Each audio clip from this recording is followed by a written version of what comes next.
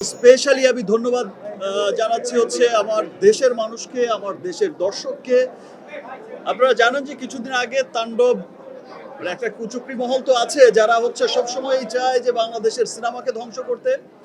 বাংলাদেশের সিনেমা আজ যেখানে পুরো বিশ্বে ছড়িয়ে যাচ্ছে, পুরো বিশ্বে খুব সম্মানের সাথে গর্বের সাথে চলছে, সেই সময় এসে একটা বাজে মহল, খারাপ মহল সবসময় চায় যে আমাদের সিনেমা যেন ধ্বংস হয়ে যায়, আমরা যেন ভালো সিনেমা না বানাতে পারি।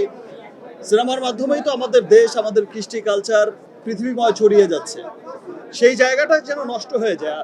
অ্যাকচুয়ালি এটা সিনেমার এগেনস্টে ষড়যন্ত্র না, আমি বলবো এটা দেশের এগেনস্টে ষড়যন্ত্র।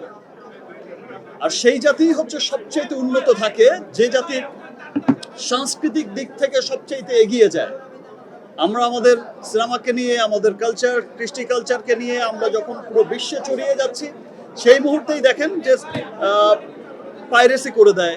গতবারও আমরা বরবাদের সময় দেখেছি, এবার তো তাণ্ডবে দেখলাম যে আরো আগে পাইরেসি করে দিল।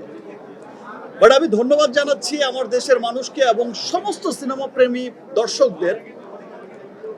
পাইরেসি হওয়ার পরেও এই বাজে মহলটা যেমন বোঝাতে চেয়েছে পাইরেসি হয়ে গেছে, সিনেমা আর চলবে না, সিনেমার সেল নেই, এই যে হোসেন ভাই বলছে যে পাইরেসি হওয়ার পর আরো ডিমান্ড বেড়ে গেছে।